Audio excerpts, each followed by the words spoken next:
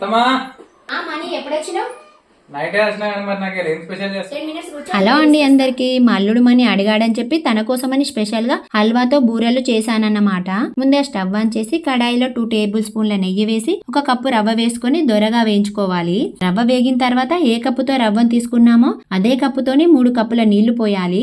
దీన్నంతా ఉండలు చుట్టకుండా బాగా కలుపుకోవాలి. ఆ తర్వాత 1 కప్పు చక్కెర వేసుకొని కలుపుకోవాలి. చక్కెర కరిగి రవ్వంతా ఇలా దగ్గరై హల్వా తయారైంది. తర్వాత కాస్త యాలకుల పొడి వేసి కలుపుకొని ఇది చల్లారేలో 2 కప్పుల గోధుమ పిండిని తీసుకొని కాస్త సాల్ట్ 1 స్పూన్ నూనె వేసి చపాతీ పిండి లాగా కలుపుకోవాలి. ఆ తర్వాత ఏమో పిండిని తీసుకొని ఇందులో రవ్వ పూర్ణం పెట్టి బూరెలు చేసుకోవాలి. ఇలా బూరెలన్నీ తయారైన తర్వాత స్టవ్ పైన పెనం పెట్టి వేడయ్యాక బూరెలను ఒక్కొక్కటిగా ఇలా వేస్తూ 2 సైడ్స్ కాల్చుకోవాలి. నేను ఇంట్లో తయారు చేసిన నెయ్యి వేసి కాల్చుకున్నా. మీరు కావాలనుకుంటే నూనె వేసుకోవచ్చు. ఇలా నేతితో కాల్చిన హల్వా బూరెల టేస్ట్ చాలా బాగుంటాయి. మా అల్లుడికి చాలా బాగా నచ్చాయి. మీరు ఒకసారి ఇలా తప్పకుండా ట్రై చేసి నాకు కామెంట్ చేయండి. వీడియో నచ్చినట్లయితే లైక్ చేసి సబ్స్క్రైబ్ చేసుకోవడం మర్చిపోకండి. మరి థ్యాంక్ యూ.